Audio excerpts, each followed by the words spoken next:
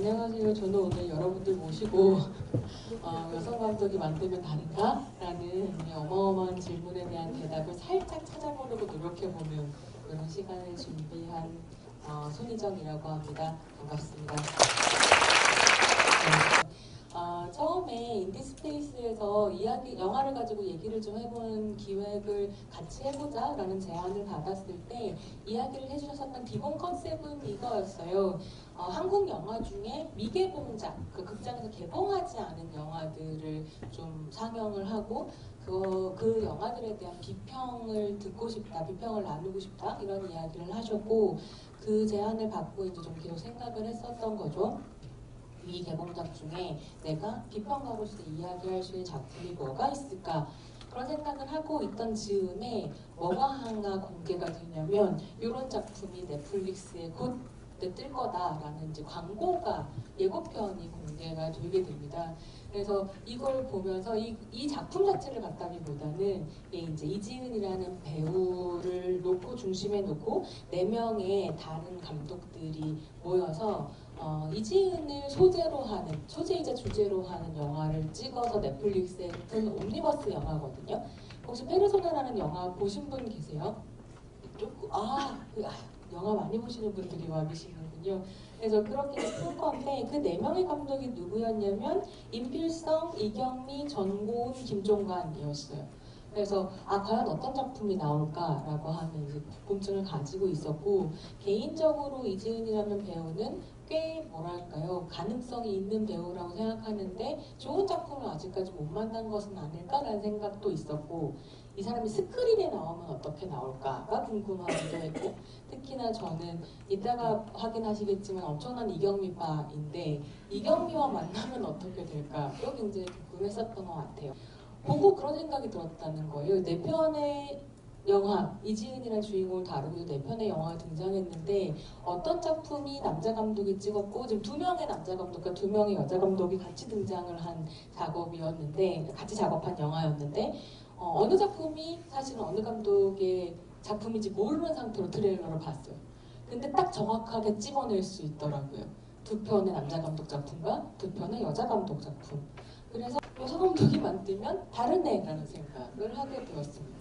네, 그랬을 때 이제 그 예고편을 보고 난 다음에 본 영화가 올라오기를 되게 기다렸고 본 영화 4편을 다 보았어요. 본 영화 4편을 다 보면서는 저는 그런 생각을 했었던 것 같습니다. 나는 이 감독들이 찍은 영화들 안에서 여성 감독의 작품이 다르다라는 것을 밝혀내고 싶고, 그 다르다라는 걸 밝혀낼 때에 그냥 이야기가 다르다가 아니라 어떻게 카메라 워크라든지 여성의 신체를 잡는 방법이라든지, 그러니까 서사 이외에 영화 언어에서 차이점을 발견해내고 싶다라는 욕망이 좀 있었던 것 같아요. 사실 이게 제가 영화학을 전공하기 시작하면서 석사 때부터 질문이었거든요. 여성적 글쓰기라는 건 과연 존재할까? 여성적 글쓰기라는 건 있을까? 그래서 여성 감독이 만든 영화는 과연 다를까? 라는 생각을 한 15년 넘게 지금 해왔는데 결론적으로는 그렇지 않다라는 고민을 할 수밖에 없는 상황들이 좀 있었던 거죠. 페르소나를 보면서는 그걸 찾아낼 수 있을지도 모르겠다고 기대했어요. 근데 실제로 제가 이 4편의 작품을 다 보고 난 다음에 내린 결론은 무엇이냐면 서사 이외의 영화적인 언어에서 카메라 워크라든가 편집이라든가 사운드 같은 것들에서 미장센까지 다 합쳐서 이런 식의 영화 언어에서 남성 감독과 여성 감독의 차이를 변별하는 건 굉장히 어렵다. 깨달은 건 무엇이었냐면 서사의 진행 안에서 어떻게 여성 캐릭터가 말하자면 그리고 여성 신체가 자기의 이유를 가질 수 있고 시간을 축적할 수 있고 자기만의 이야기를 할 수 있는가라고 하는 서사가 되게 중요하고, 그 서사에 따라서 여성 신체를 담아내는 카메라 워크가 다르게 해석될 수 있구나 정도로 생각할 수 있었어요. 근데 그럴 수밖에 없었던 되게 중요한 이유 중에 하나는 무엇이었냐면, 예컨대 이경미 감독의 작품 같은 걸 보면 제목이 러브세트입니다. 오늘 여러분들 되게 여러 가지 스포일러를 당하고 돌아가실 예정인데요. 페르소나와 함께 기생충 스포일러도 좀 할 거고요. 그래서 봉준호의 기생충을 스포일러 보는 것 없이 보는 것이 손희정의 이야기를 1시간 반 듣는 것보다 더 중요하다 하시면 뛰쳐나가셔야 되는 상황입니다. 근데 어쨌든 간에 그 러브세트라고 하는 영화는 어떤 작품이냐면 기본적으로 세팅은 이런 거예요. 아이유의 아빠가 배두나랑 결혼할 예정이고 그 배두나랑 아빠가 섹스를 상상하게 하는 방식으로 테니스를 치고 있는 거죠. 테니스 코트에서. 아이유가 되게 신경질 난 얼굴로 막 자두를 씹어먹고 있어요. 그러면서 자기 외국인 친구를 불러다가 엄마를 저 새엄마가 될 사람을 유혹하면 내가 너랑 연애해줄게 막 이런 얘기를 하면서 결과적으로 관객한테 어떤 느낌을 가지게 하냐면 아이유는 아빠를 되게 정회적으로 사랑하고 그래서 배두나를 질투해서 아빠를 결혼 못하게 하고 싶어 한다라고 상상하게끔 처음 영화가 시작이 되는데 맨 마지막에 가게 되면 결국 배두나와 아이유가 이제 테니스 경기를 아빠를 걸고 테니스 경기를 하게 되고 영화 끝에 가면 실제로 아이유가 뺏기고 싶지 않았었던 것은 아버지가 아니라 배두나였다라고 하는 걸 이제 반전처럼 보여주고 되게 신나시죠? 막 스포일 당하시면서 그렇게 해서 영화가 끝나게 되는데 그런 성애적인 이야기, 그러니까 성애라고 하는 것이 섹슈얼 텐션이라고 하는 것이 이 영화의 전반적인 주제이기 때문에 카메라 자체가 배두나의 신체와 아이유의 신체를 완전히 성애화시키거든요. 보고 있으면 온몸이 화끈거릴 정도로 노골적으로 섹스씬을 찍고 있기 때문에 이렇게까지 노골적이어야 되나? 라는 생각을 하게 할 정도인 거죠. 그리고 그래서 이경미 감독의 작품 안에서 여성 신체가 대상화되지 않고 성화되지 않을 방법이란 없습니다. 근데 그럼에도 불구하고 제가 이경미파라서가 아니라 이 작품을 만약에 여성 영화라고 해석할 수 있다라고 한다면 저는 그게 왜라고 생각하냐면 아이유가 왜 처음에 그렇게 신경질적으로 자두를 먹었는가라고 하는 것에 대한 10분 동안의 설명이 사실은 그 영화가 다루고 있는 이야기거든요. 이 여성 주인공이 왜 이렇게 하는가? 이 사람은 왜 화가 났는가? 혹은 왜 이런 행동을 하는가가 굉장히 많은 주류 영화들에서 잘 설명이 안 된다는 거예요. 그 여성 캐릭터일 경우에. 근데 그 영화 자체는 사실은 그게 꼭 뭐 레즈비언 서사를 다루고 있어서 이기 이전에 여성 캐릭터에게 충분한 설명이 주어지고 있고 그 설명 자체가 영화의 주제라고 하는 점에서 사실 좀 재미있는 지점이 있다고 생각했었던 거죠.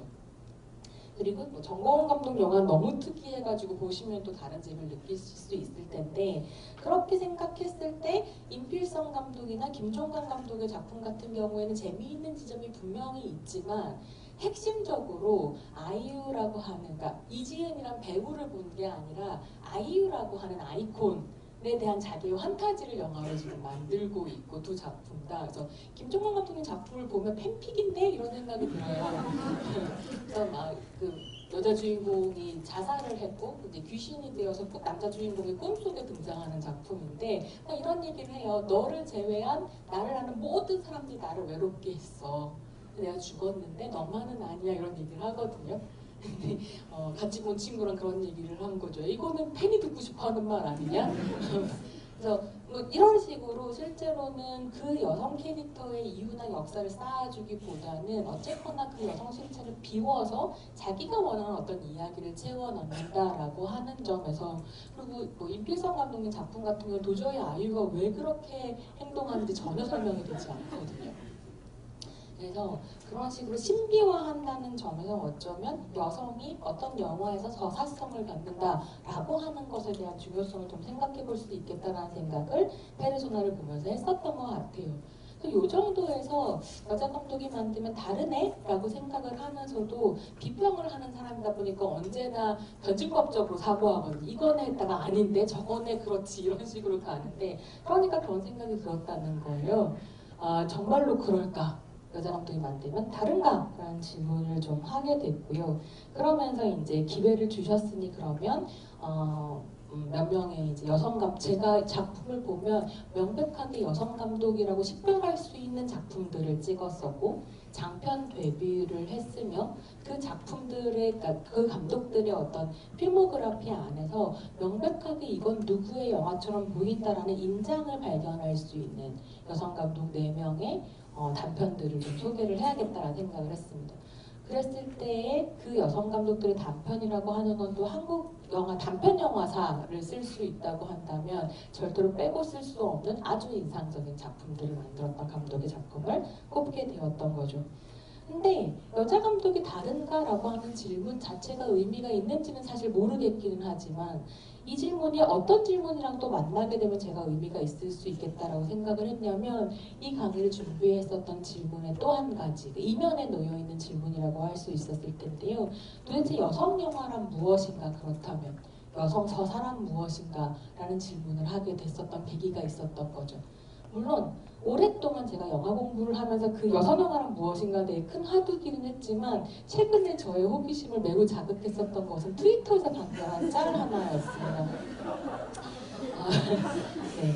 그 저작권이 있는지 모르겠어요. 근데 이제 디자이너 땡땡땡이라는 트위터리안께서 만드신 거고 아주 흥미있어요. 구글에서 여성 서사로 검색하시면 거의 제일 처음에 뜨는 짤입니다, 요즘에. 근데 저분이 이런 걸 만드신 거죠.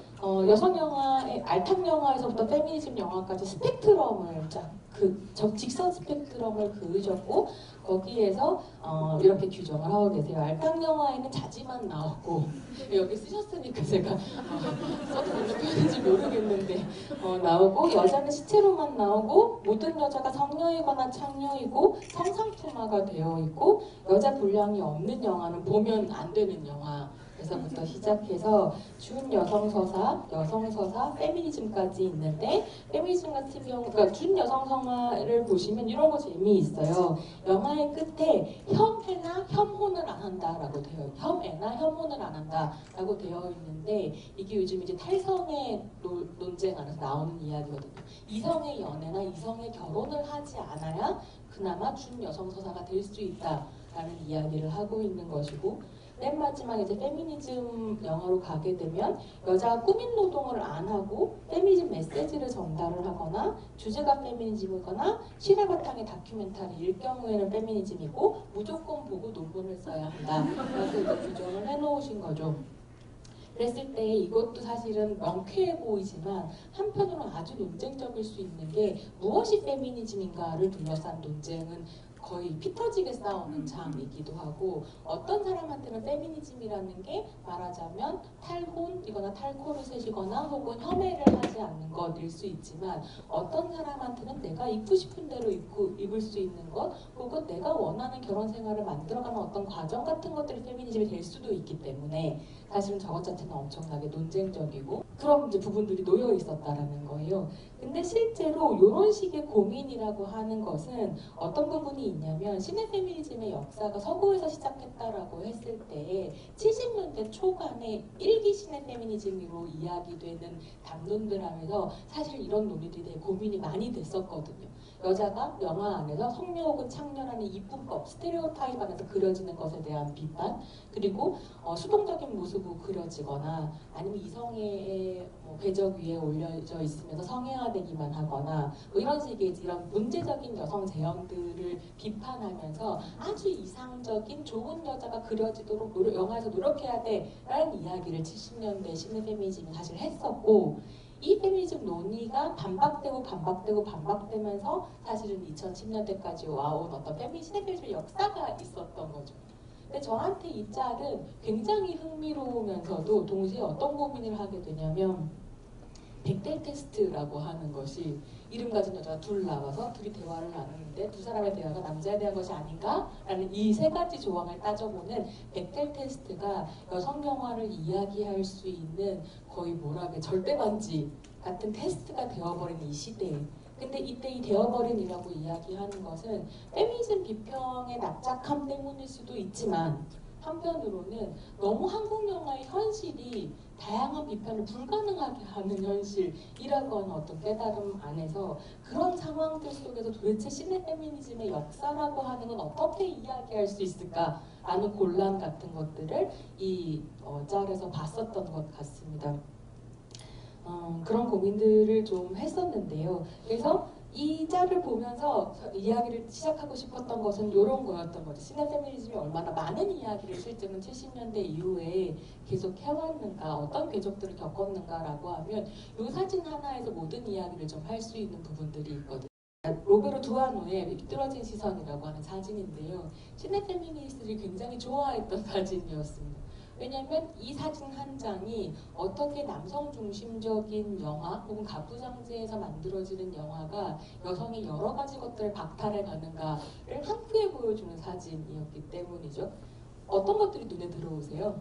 여자는 여기 사진을 보면서 뭔가를 말하고 있는데 남자가 이 사진을 보고 있으면서 사실은 어떤 이미지에서 한가운데 있는 사람들이 늘 주인공으로 그려지는 건데 이 사진 같은 경우는 아주 명백하게 여자가 무엇인가를 얘기하고 있을 때 이 여자의 서사성이라고 하는 게 남성의 시선에 의해서 완전히 의미를 박탈당하는 순간이기도 한 거죠.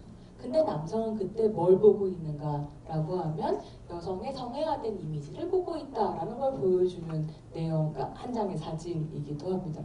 그랬을 때 이 사진에선 여러 가지 것들이 다 등장을 하고 있는데 첫 번째는 시네페미니즘 1기가 문제 삼았었던 여성 이미지의 이분법이 등장합니다.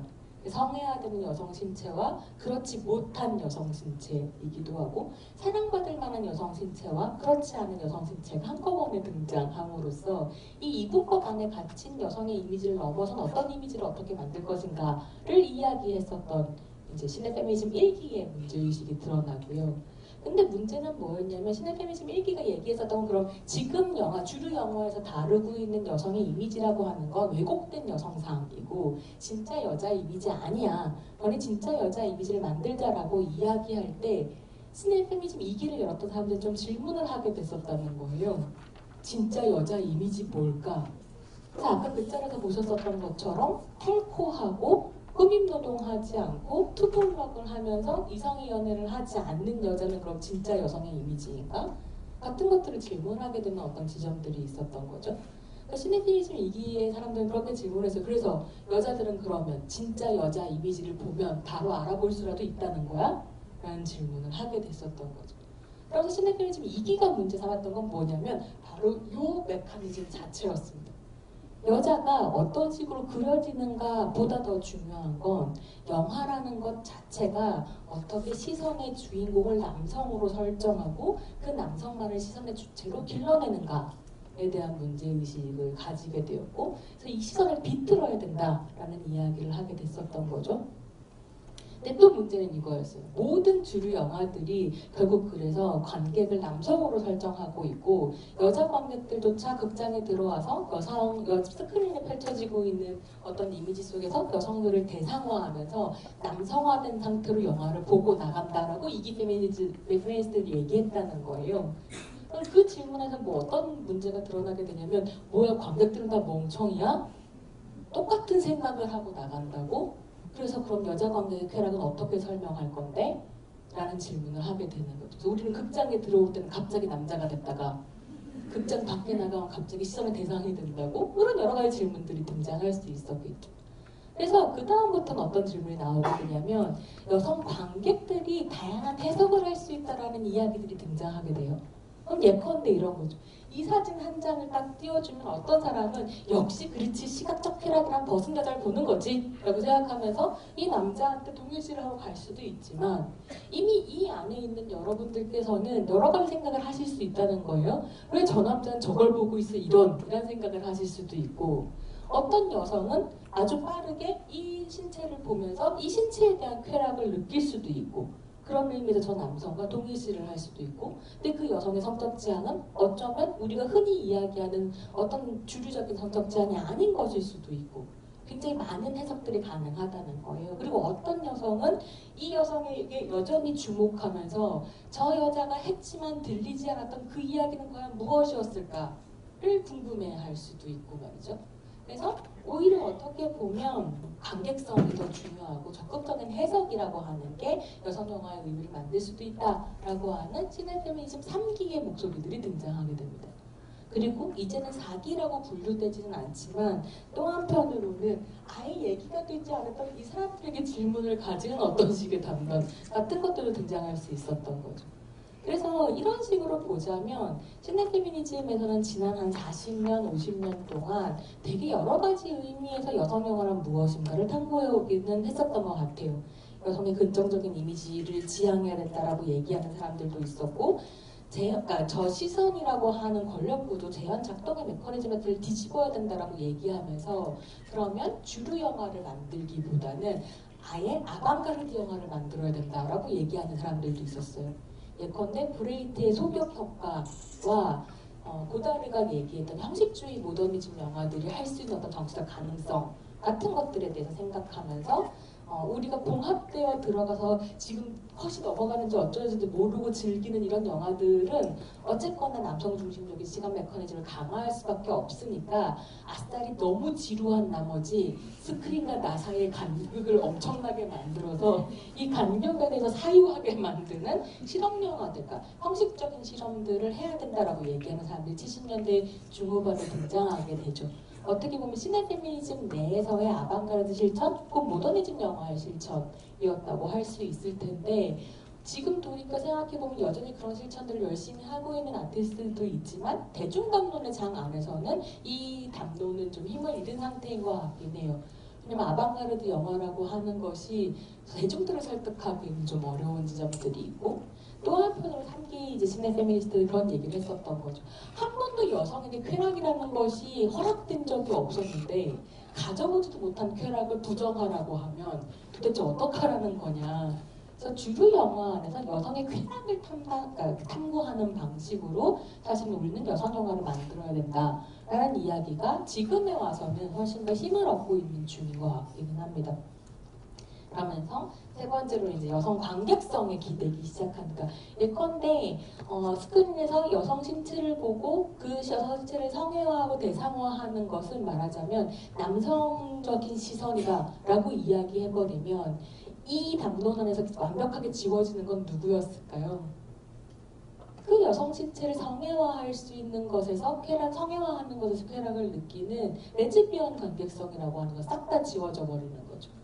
예를 들면 이런 것도 고민해 보실 수 있는 거죠. 아가씨라는 영화가 나왔을 때 처음에 그런 이야기 하시는 분들 되게 많았어요. 이성의 남성 감독이 레즈비언 신체를 대상화하고 있어서 아가씨의 섹스씬이 되게 불편했다 라고 얘기하는 여성 관객들이 있었어요. 근데 다른 한편으로는 이 정도의 레즈비언 섹스씬 한국 영화에 없었고 난 너무너무 좋았고 테리는 여왕이야 라고 이야기하는 레즈비언 관객들이 있었거든요. 미니언이 돌아와요 이렇게 이야기하면서. 그러니까 사실은 관객성이라고 하는 게 절대 납작하게 이야기될 수 없고 더 중요한 건 그 아가씨를 보면서 자신의 이성의 섹슈얼리티를 질문하는 이성의 여자 관객들도 있었거든요. 저렇게 예쁜 섹스 좋은 것 같아.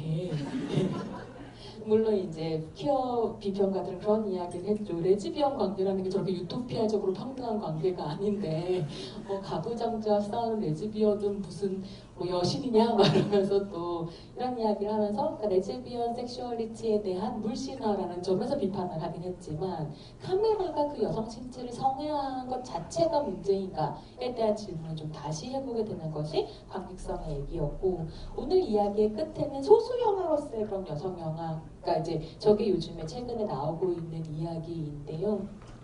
저 논의는 어떻게 넘어갈 수 있는지에 대한 이야기 좀 더 해보도록 하겠습니다. 그러니까 이런 여러 가지 역사들이 있는데 왜 우리는 한국 영화의 저열함 속에서 여성 서사라고 하는 걸 저렇게 알탕 영화부터 페미니즘 영화까지 스펙트럼으로 단선적인 스펙트럼으로 얘기할 수밖에 없는 어떤 곤란에 처해 있는가? 페미니스트 비평의 곤란은 무엇인가? 라고 하는 것이 오늘 제가 이제 여러분들을 모시고 하고 싶었던 또 하나의 질문이었었던 것 같아요.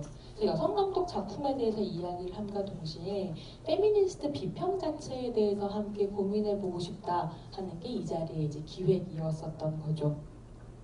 1시간 반밖에 없는데 기획 의도를 이야기하는데 벌써 30분이 갔고요. 이제부터 본격적으로 영화에 대한 이야기를 좀 시작해보도록 하겠습니다. 이제 4편의 영화를 보셨으니까 그 4편의 영화들의 각각의 작품에 대해서 제가 페미니스트로서 보았던 어떤 지점들을 설명드리면서 예컨대 페미니스트 비평의 예를 이제 펼쳐보이고 싶은 건데요. 그랬을 때 오늘의 이야기 영화들은 이렇게 4편이었었던 거죠.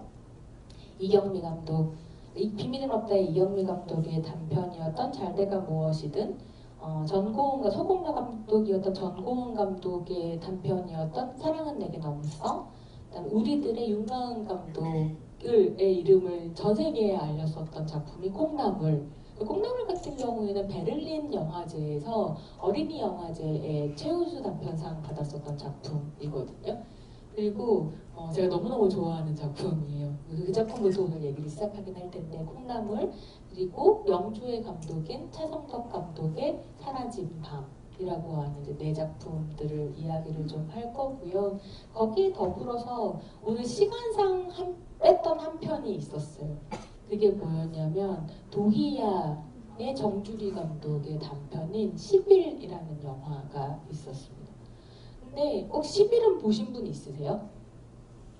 그 도이아의 뭐라 그럴까요? 전신이 된 작품이거든요. 여기에도 경찰 서장으로 부임한 여성 경찰관이 등장을 하고, 그 여성 경찰관이 경찰이라고 하는 매우 남성 중심적인 조직에서 어떻게 주변화되는가를 추적하면서 더 주변화된 여성과 연대하는 이런 식의 이제 이야기인데요. 10일을 뺀 게 좀 아쉽기는 했었지만 여러 고민 안에서 제외를 하기는 했는데, 그랬을 때 이 작품들을 고른 이유는 아까 말씀드렸던 것처럼 여러 가지 이유들이 있지만 가장 중요한 이유는 단편과 장편 안에서 이 감독의 시그니처라고 하는 걸 명백하게 볼 수 있는 감독들을 좀 꼽았어요.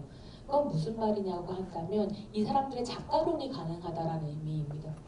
한국뿐만이 아니라 전 세계적으로 영화 담론 안에서 작가론은 지극히 남성 중심적인 사조로 이야기 평가를 받거든요. 왜냐면 작가라는 이름을 얻는 사람들은 일단 영화를 많이 만들 수 있어야 되는데, 여성 감독들은 그 정도의 영화를 만들 수 있는 조건 자체가 잘 안 되고요.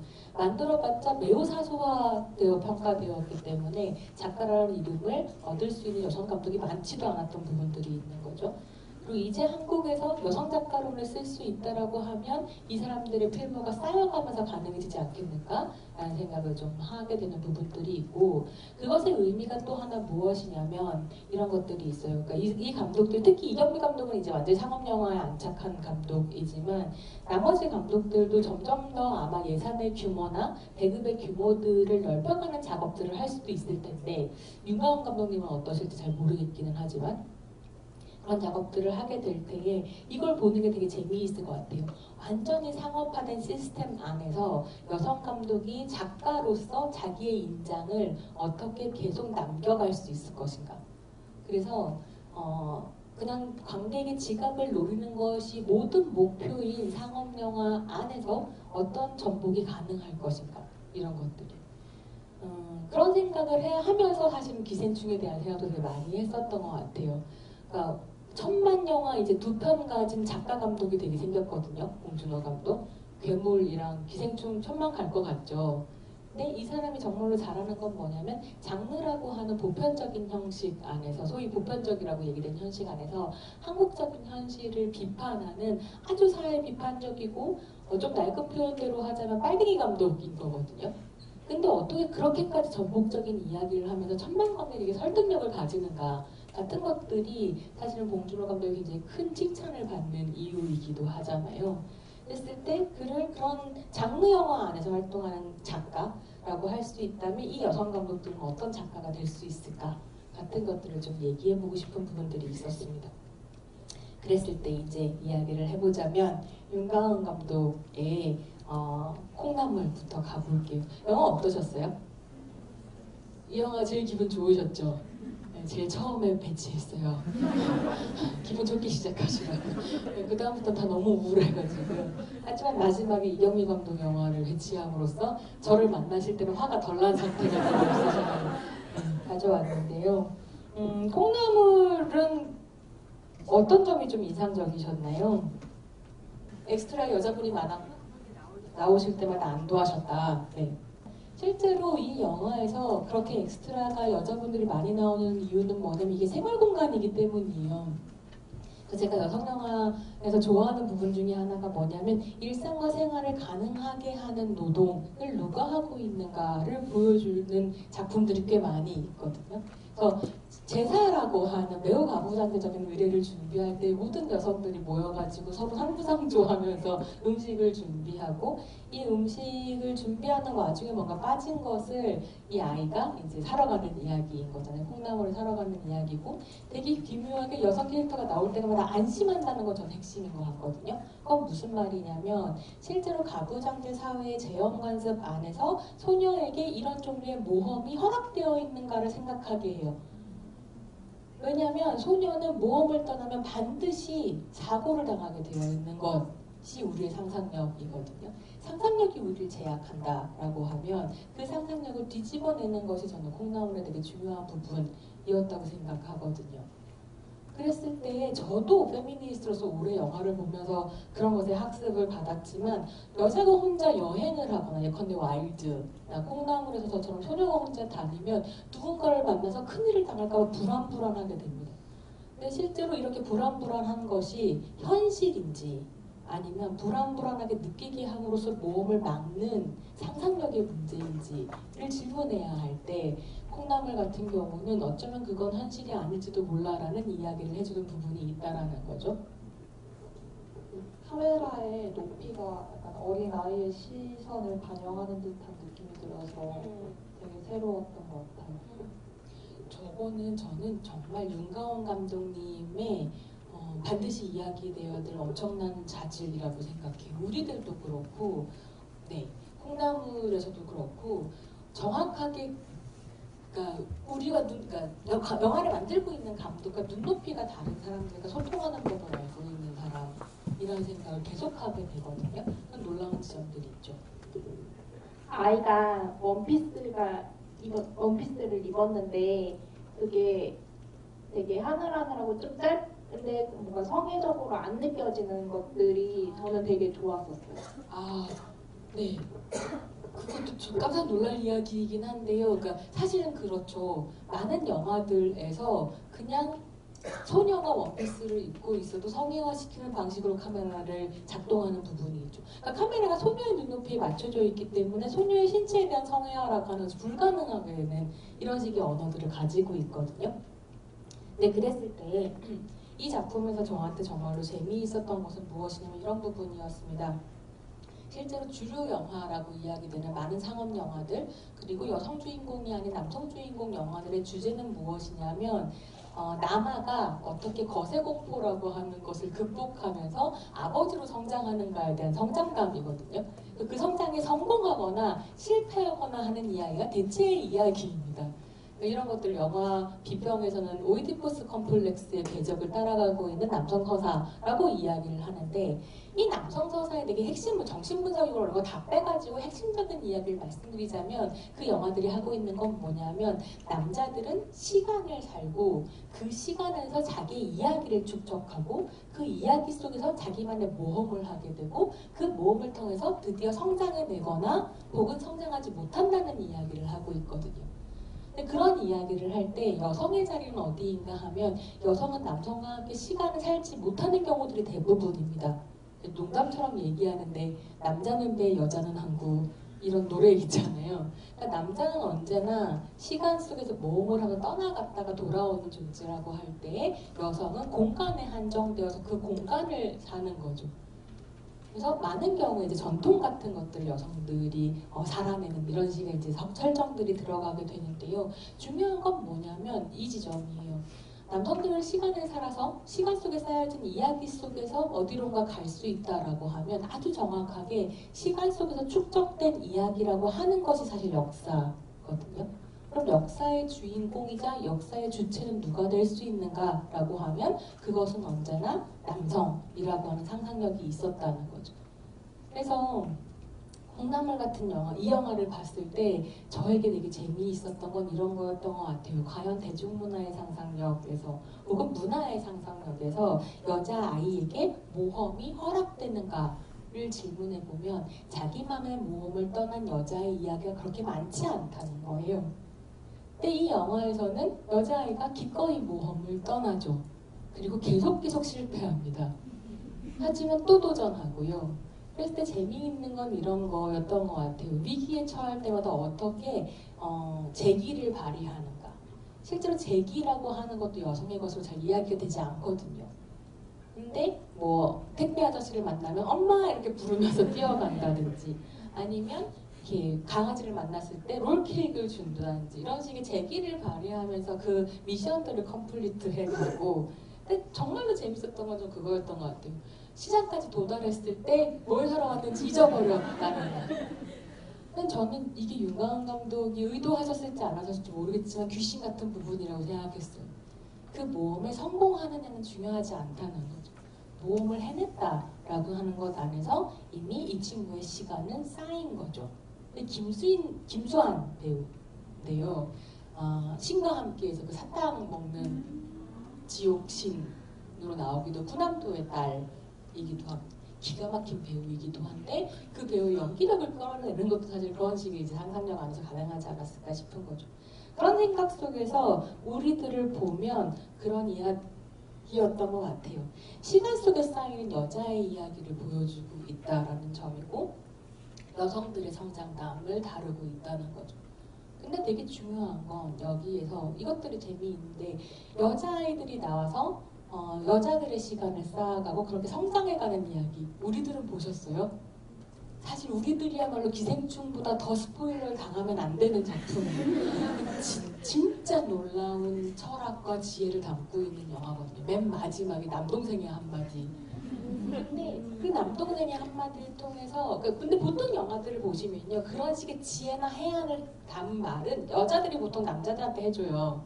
왜냐면 여자는 역사를 살지 않고 상징적인 존재로 언제나 있기 때문에 우리가 깨달음을 주고 사라지는 매개이기 때문에 그 역할들은 실제로 여자들이 많이 했었던 것 같아요. 근데 바꿔서 남동생에게 주면서 이 친구들의 성장이라고 하는 것들을 보여주는 부분이 있었던 거죠. 근데 재미있는 건 이런 거였어요. 그럼에도 불구하고 이게 여성에게 특수한 이야기만은 아니었다는 거죠. 우리들이. 여자 주인공들의 이야기이고 여자가 역사를 쌓아갈 수 있다는 것, 성장할 수 있다는 걸 보여줌과 동시에 그게 어떻게 보편의 이야기가 되는가를 사실 여자 감독들이 계속 찍고 있다라고 하는 것들을 우리들에서 볼 수 있었던 것 같습니다. 그 다음 이제 작품으로 좀 넘어가 보면요. 논쟁적일 수 있다라고 생각했는데 소복녀의 정고은 감독이 찍은 내게 사랑은 너무 써. 이 작품은 어떠셨어요? 저는 소공녀를 되게 재밌게 봤었어서 그래가지고 이 작품을 전에도 찾아봤었어요.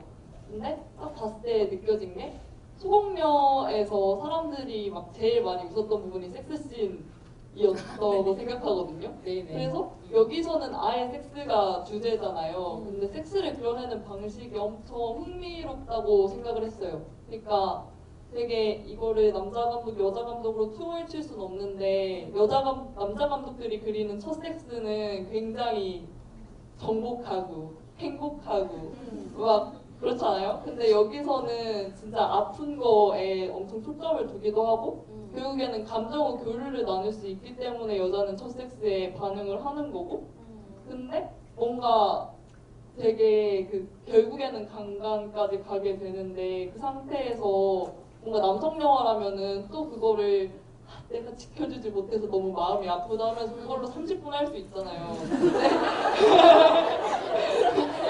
근데 그게 아니라 시험지로 딱 넘어가가지고 뭔가 내 인생이 이제 틀렸다로 갈 수 있지만 그게 아니라 그거를 뭔가 이렇게 반 동그라미라도 칠 때 뭔가 쾌감이 있었던 것 같아요. 너무 불편하고 힘든 영화였는데도 그럼에도 불구하고 뭔가 약간 힘이 나는 묘한 영화였던 것 같아요. 제가 강의할 필요 없을 것 같아요. 하지만 또 얘기 그래도 아니다, 오나 맞다 붙여주실 말씀 있으세요? 저는 영화에서 사실은 이제 남자 쪽의 시선이 좀 많이 했었는데 어떤 느낌이 받았냐면은 이제 첫 섹스를 할 때 마치 남자가 원래 이제 가부장제 안에서 학습받은 젠더대로 마치 내가 통제를 해야 되는 것처럼 어떻게 남성 젠더가 무언가를 정복한다, 무언가를 주도한다는 게 굉장히 허구적인가를 감독이 좀 보여주지 않았을까? 저는 그 생각이 들었고 그리고 결국 그 남자 캐릭터는 영화 끝난 이후에 어떻게 됐을까 좀 많이 궁금하더라고요. 이 관계는 어떻게 흘러갔을 것이며 그 남자의 어떤 감정 같은 건 어떻게 되었을까? 그러니까 저는 조금 다음에 궁금했던 것 같아요. 이게 되게 재밌는 이야기인데요. 그러니까 전혀 비난의 의미가 아니라 저희 어떤 관찰 같은 건데 그 여성명, 그러니까 시네페미니즘 강의를 할 때 종종 같이 보는 영화가 잔느빌망이라는 영화가 있어요.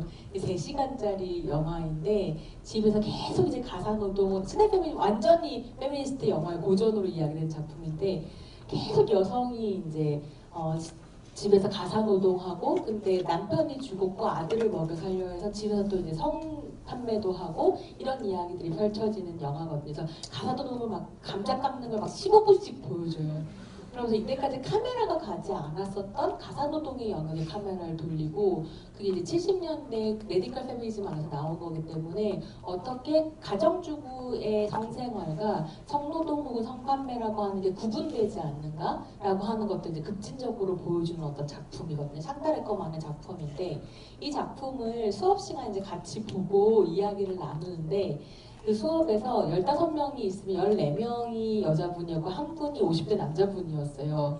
이 영화를 보고 집에 와서 이제 보고 오셔서 얘기를 하자 했더니 근데 저는 3시간짜리 거의 실험 영화에 가깝기 때문에 지루해 하실 줄 알았는데 40, 50대 학생분들이셨거든요. 너무 재밌어 하시더라고요. 그 이제 여성분들은 왜냐면 집에서 가사노동을 하시는 분들이니까 감자 깎는 거에 대해서 막 평가하면서 이야기를 하셨는데 그 50대 남성분한테 여쭤봤어요. 선생님 영화 어떠셨어요? 했더니 너무 흥미롭게도 이분이 누구랑 동일시를 했는지 아세요? 3시간 내내 여자만 나오거든요. 아들이 한 15분 정도 나오거든요. 그리고 한 30초 정도 남편의 사진이 나와요. 죽은 남편의. 근데 그 선생님이 뭐라고 얘기하시냐면 그 남편이 안 됐다는 생각이 들었다. 죽어서 자기가 와이프를 돌봐주지도 못하고 저렇게 성판매나 해야 되고 얼마나 가슴이 아프겠느냐 이러셔갖고 진짜 깜짝 놀랐어요. 이 이야기를 왜 드리냐면 그러니까 너무 이 영화랑 같은 예는 아닌데 경유해서 말씀드릴 수 있는 거라고 생각했는데요. 남자 관객들이 되게 여성 두 주인공하고 동일시가 안 된다는 거예요. 오히려 여성 관객들은 동일시할 수 있는 캐릭터가 많지 않기 때문에 아주 유연하게 자기의 성별 감수성을 바꿔가면서 그래서 해리포터 볼 때 우리는 아니라 여성 관객들은 해리포터한테도 동일시하고 헤르미온느한테도 동일시할 수 있는데 어떤 남성 관객들은 헤르미온느랑 동일시가 전혀 안 되는 거죠. 그래서 굉장히 유연한 동일시가 작동한다라고 하는 것이 시네 페미니즘을 하는 사람들의 관심사이기도 했었거든요. 근데 이제 얘기를 해주시는 걸 들으면서 내게 사랑은 너무 썰을 보면서 남성 주인공과 그 남자친구한테 동일시할 수 있구나라는 생각을 제가 지금 한 것 같아요. 저한테 그게 늘 어려운 부분이긴 했었거든요. 하지만 지금 말씀해주신 것처럼 그 한 가지, 그러니까 그 남성성의 신앙을 확실히 깨고 있는 작품이죠.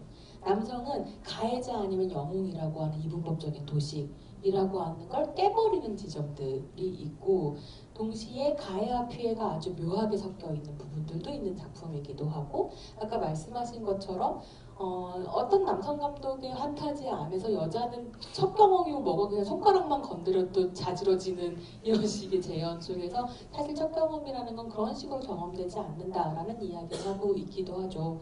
근데 제가 이 영화를 10년쯤 전에 서울국제여성영화제에서 상영을 했을 때 관객 항의를 받기도 했었습니다. 어떤 부분이 있었냐면 내가 여성영화제까지 와가지고 여자가 강간당하는 걸 보고 있어야 되냐라는 항의가 있었어요. 근데 그 해에 어쨌든 이 작품은 서울국제여성영화제 단편여성 대상을 받았거든요. 근데 그때 그런 생각을 했었던 것 같아요.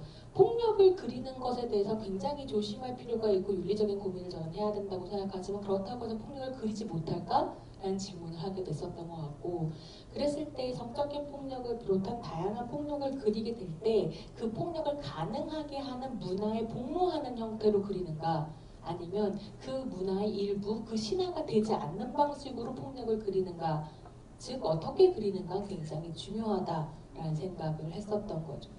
근데 이 작품 같은 경우에는 말하자면 성적 폭력이라고 하는 것들을 그림으로써 여성을 피해자의 자리에 가둬놓고 더불어서 성애와의 자리에만 가둬놓은 상태로 관객으로 하여금 가해자가 느끼는 쾌락을 느끼는 자리로 초대하는 경우들이 있거든요.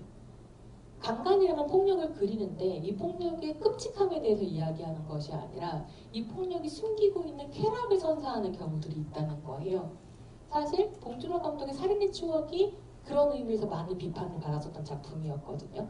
폭력에 대해서 이야기하고 있는데 실제로 여성 피해자를 다루는 카메라의 시선을 보면 이것은 그 여성에게 폭력이 가해지는 걸 느끼는 쾌락의 자를 초대하는 영화였다는 비판이 꽤 많았었어요. 근데 이 영화는 그런 방식으로 그리지는 않았었다라는 거죠. 그리고 더불어서 좀 흥미로웠었던 건 이 작품은 그 결과적으로는 강간이라고 하는 폭력 자체뿐만이 아니라 그 폭력이 어떻게 여성들의 운치의 폭을 줄이는가라고 하는 강간 메커니즘이 어떻게 작동하는가를 그리고 있는 작품이기도 하다고 생각했어요. 왜냐면 이게 그런 거잖아요. 이 폭력에 저항하지 못하는 이유는 핸드폰을 들고 엄마에게 전화하겠다라고 협박하기 때문이거든요. 그랬을 때에 그 어머니와 묵주간지로 대변되는 그 시스템의 문제라고 하는 걸 감독이 알고 있는 부분이 있었다라는 거죠. 그것과 더불어서 소공역까지 보고 난 다음에 제가 전고은 감독에 대해서 생각하게 되는 건 이런 부분인 것 같아요. 이 사회가 만들어 놓은 어떤 정형성이라는 게 있거든요. 어떤 이미지라든가 행위에 성적인 의미, 성별화된 의미를 넣어서 전형성을 만들어 놓고 그 이미지들이 다른 의미들을 만들게 해요. 예를 들면 정고은 감독이 했던 얘기는 제가 너무너무 좋아하는 이야기인데 이런 게 있어요. 소공녀를 만들 때 정고은 감독이 되게 하고 싶었던 게 뭐였냐면 담배에 들어있는 성적 의미를 탈각시키고 싶었다고 하거든요. 예컨대 영화를 보시면 내가 겁나 빵먹밭딸이야. 그러면 내가 빵먹밭딸이라는 걸 얘기해주기 0.1초 만에 설득하기 위해서 뭘 하냐면 빨간 립스틱에 담배 지워주거든요. 근데 정고은 감독 얘기는 그거예요. 담배는 아무런 의미가 사실 없다는 거예요. 기호품이고 피고 싶으면 피는 건데 왜 담배를 무는 순간 여자는 유독 세고 섹시하고 강하게 보이는 거예요. 그래서 소공녀의 미소가 피는 담배에서 그 의미를 빼고 싶었다고 해요. 그럼 어떻게 하셨어요? 라고 여쭤봤더니 정고은 감독님의 대답이 뭐였냐면 의미 없이 웃지 않게 했고, 그러니까 대화할 때 그냥 웃는 거 있잖아요. 의미 없이 웃지 않게 했고 치마를 입히지 않았다. 이 두 개를 하는 것만으로도 미소는 담배를 피지만 기호로 피는 사람으로 만들 수 있었다라고 얘기하세요. 근데 영화들을 보면 그런 식의 어떤 그냥 뉴트럴한 행위일 수 있는 것에 모든 의미를 사실 사회가 넣어서 해석을 하는데 그 해석들을 비워내고 새로운 의미를 채워넣거나 해체하는 거에 대해 관심이 많은 사람인 거죠. 이번에 다시 내게 사랑을 넘은 썰을 보면서 그 생각을 했었던 것 같아요. 말하자면 10대의 섹스라고 하는 것에 대해서 섹스는 그냥 성적 행위일 뿐인데 10대의 섹스라고 하는 순간 우리 머릿속에 10대의 섹스하는 애들이라고 하는 어떤 이미지 같은 것들이 분명히 있을 거고 그 이미지 싹 다 비워내시죠.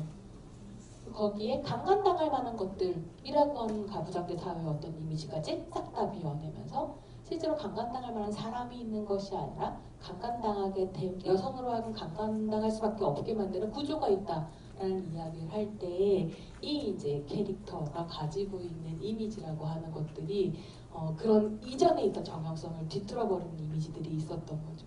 그러면서 그 생각을 했어요. 옛날에 볼 때는 여기 점 있잖아요, 주인공한테. 이 점이 모르겠어요. 배우한테 찍은 건지 배우가 원래 점이 많은지 잘 모르겠는데 근데 이 점이 사실 섹시점이라는 점이거든요. 그래서 일부러 찍기도 하는 점이죠. 근데 아마도 찍으셨겠다는 생각이 들더라고요. 지금 봤을 때. 나중에 뵈면 여쭤보고 싶은데 그래서 이 섹시점이라고 하는 것의 의미도 빼버리신 거죠. 점은 그냥 점일 뿐이야. 근데 어떤 특별한 의미를 넣어서 그렇게까지 성행할 필요는 없지 않니? 라는 이야기를 하는 것. 소공녀에서 되게 재미있었던 건 그런 부분들이 있었던 것 같아요. 사회가 어떤 행위들에 성별화된 의미를 부여하는 방식의 질문을 던지고 그 의미를 비워내거나 해체하는 것만으로도 사실은 꽤 많은 발걸음을 나간 여성 영화를 상상할 수 있게 됐다라는 거죠. 이제 세 번째 작품으로 넘어가 보겠습니다.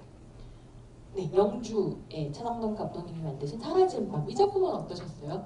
이 주인공이 남편을 죽였는지 안 죽였는지 확실하게 끝까지 안 나오잖아요. 근데 그 식당에서 밥 비벼서 먹는 장면 중에 할머니가 옆에서 코 골고 자고 있으니까 주인공이 쳐다보잖아요.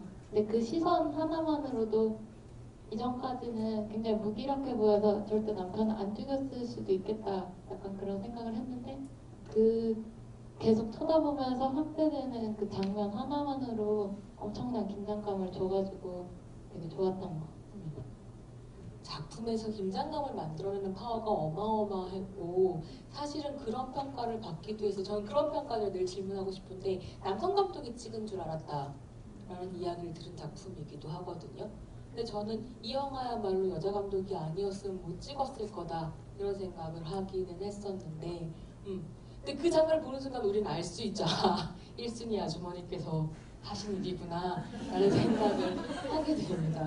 저는 사실 제가 생각한 게 감독님이 의도하신 거랑 맞는지는 모르겠는데 이분이 범인인지 아닌지를 떠나서 범인일 수도 있을까 아닐까를 상상하게 하는 과정에서 저나 보는 사람들이 이분이 갖고 있는 어떤 정체성들이랑 연결지어서 상상하는 게 어떻게 보면 좀 정형화된 방향으로 갈 수 있겠다는 생각이 들어요. 남편이 혹시 폭력을 행사했을까? 어떤 것들이 이 여자를 그렇게 괴롭게 몰아가서 그런 상황까지 만들었을까? 그러니까 어떻게 보면 그 감독님 의도하신 건지 모르겠지만 범인이냐 아니냐를 따지는 문제에 앞서서 그런 과정을 생각하게 하는 과정에서 어떻게 보면 중년, 노년을 다가가는 여자로서 그리고 좀 소외되어 있는 힘든 노동을 하는 사람으로서 상상하게 하는 그런 과정에서 뭔가를 생각하고 또 깨뜨리게 하는 게 아니었나라는 생각이 말씀해주고 너무 재미있는 얘기인데요. 사실은 저는 생각 못했는데 그랬던 것 같아요. 왜 1순위 저렇게까지 할 수밖에 없었는가를 아주 촘촘하게 쌓아가는 작품이기도 한 거죠. 그래서 사실은 차성덕 감독님의 작품도 영주까지 보고 나면 이 감독님이 되게 큰 관심사가 뭐냐면 가해자와 피해자를 선명하게 나눌 수 있는가가 되게 큰 관심사세요. 그리고 가해라고 이야기되는 것들도 단순하게 설명되지 않는다라는 생각들을 계속 하시는 것 같은 부분들이 좀 있거든요. 근데 이 작품은 정말 여러 가지 이야기를 할 수 있는 영화라고 생각을 하지만 제가 오늘의 주제 안에서 주목을 했었던 건 지금 말씀하신 그 부분이었던 것 같아요. 1순위라고 하는 여성이 1순위의 노동에 카메라가 관심을 기울이고 있다라고 하는 건 사실 잘 없는 일이죠. 그래서 그러니까 1순위의 노동은 사람을 먹이고 치우고 돌보는 노동이기도 하죠. 식당 노동이기도 하면서 먹이는 노동이기도 하면서 동시에 몸이 좋지 않아 일을 나가지 못하는 남편을 먹이는 노동이기도 하거든요. 근데 저는 사실 영화를 보면서 남편이 뭐 1순위를 때렸다거나 이런 생각까지는 하지 않았었던 것 같아요. 그러니까 아주 그렇게 극한 삶의 조건이 아니라고 하더라도 1순위 놓여있는 빈곤이라고 하는 것 자체가 사실은 그런 식의 기억을 사라지게 해버릴 정도로 극단적인 행동을 할 수 있게 하는 것이 아닌가? 그랬을 때 1순위란 이름에 주목하지 않을 수 없는 거죠. 명백하게 첫째 딸이었기 때문에 1순위였을 거예요. 그래서 1순위, 2순위, 3순위, 4순위의 노동에 대해서 카메라가 주목하고 있다는 것이 저는 이 작품에서 가장 좀 재미있게 봤었던 것 같고 그러면서 이제 기생충 생각을 또 했었던 것인데 기생충에서 빈곤이 어떻게 그려지는가를 생각하면 제일 이상한 건 그런 거거든요. 친구들끼리 그런 얘기했는데 이렇게 나도 돈이 없어봤지만 이렇게 가난한데 이렇게 화목할 수가 있니? 라고 물어요. 그게 제일 비현실적이라고 이야기하는데 그러면서 내 사람이 아무도 일을 하지 않잖아요. 근데 실제로 가족은 절대로 그렇게 유지되지 않을 거거든요. 그 가족을 유지하기 위해서 정말 뼈머리 빠지게 일을 하는 어떤 사람이 있을 거고 사실은 그래서 빈곤이라고 하는 것을 우리가 싸울 수 없게 된 것은 구조를 볼 수 없기 때문이기도 하지만 한편으로는 그 빈곤을 벗어나기 위한 어떤 노동들이 혹은 빈곤 속에서라도 살아갈 수밖에 없는 생존을 위한 노동이 우리의 기억을 지울 수밖에 없을 정도로 극한 어떤 것들이고 그런 것 안에서 빈곤의 역사가 쌓일 수 없고 역사가 쌓이지 못한다는 것은 투쟁을 불가능하게 하는 것은 아닐까? 그런 의미에서 기생충이 바라보고 있는 빈곤의 저열함이라고 하는 그러니까 빈곤 자체가 저열하는 게 아니라 기생충의 관점이 어떻게 저열한가라고 하는 고민을 차성덕 감독님 작품을 보면서 이번에 했었던 것 같아요. 그리고 그렇게 했을 때 기생충이 그럼 뭘 지우고 있을까라고 하면 살기 위해 발버둥 치고 있는 어떤 노동들을 지우고 있을 텐데 남성 감독 작품에서 그 노동들은 많은 경우에 여성 노동들이 그렇게 지워진다라는 라는 생각을 좀 하게 됐었던 것 같고요. 그러면서 이게 아까 말씀드렸던 잔느들방이랑 되게 비슷한 부분이라고 생각했거든요. 잔느들방이 3시간씩 가사노동을 실시간으로 찍는단 말이에요. 근데 그게 보이지 않았던 걸 보이게 하는 전략이었다고 한다면 사라진 밤에서 차성덕 감독이 주목하고 싶었던 보이지 않았던 것은 무엇일까? 라는 질문을 일순의 노동이 보여주고 그걸 더 적극적으로 상상하게 만든다는 거죠. 그렇다면 왜 살인, 기억하지도 못하는 우발적인 사례라고 하는 극한적인 상황까지 떠밀려갈 수밖에 없었는가 이 여성은 이라는 것들을 관객들로 하여금 생각하게 하는 부분들이 있었던 것 같고 그것을 한편으로는 이제 영주라는 작품으로 연결해 보면 영주는 보신 분도 계시고 못 보신 분도 계시겠지만 기본적인 내용은 그거예요. 차성덕 감독님의 개인적인 경험을 바탕으로 만들어진 작품인데 차성덕 감독님 어렸을 때 이제 부모님이 사고로 돌아가셨고 그런 생각을 하셨대요. 그 사고의 가해자들을 내가 만나게 되면 어떤 일이 벌어질까? 그 상상력에서부터 이제 영주까지 가게 되는데 어느 날 갑자기 부모님이 돌아가셨고 남동생이랑 홀로 남겨진 영주라고 하는 10대가 먹고 살기 위해서 고군분투하지만 그리고 남동생의 생계를 챙겨주기 위해서 고군분투하지만 남동생은 계속 사기가 아니라 사고를 치고 결국은 부모님을 교통사고를 냈었던 가해자의 집에 아르바이트로 이제 몰래 속이고 들어가서 일을 하다가 점점 그 부부와 친해지게 되는데 그 부부한테는 또 식물인간으로 누워있는 아들이 있어서 이 상실감이 또 엄청나게 큰 상태인 거죠. 그래서 이렇게 얽히고 설켜있는 가해와 피해의 그림들 안에서 어떻게 서로 이제 용서할 것인가에 대한 이야기를 다루고 있어요. 근데 보기에 차성덕 감독님은 카톨릭 신자신지 잘 모르겠지만 그 종교와 신앙이라는 게 굉장히 큰 화두세요. 그래서 사라진 밤을 봤을 때도 나오잖아요. 기도해주는 사람들. 근데 그게 어떻게 보면 비하적으로 보일 수도 있지만 실제로 그런 식으로도 구원을 찾고 싶은 사람의 마음을 포착하는 부분들이 있거든요.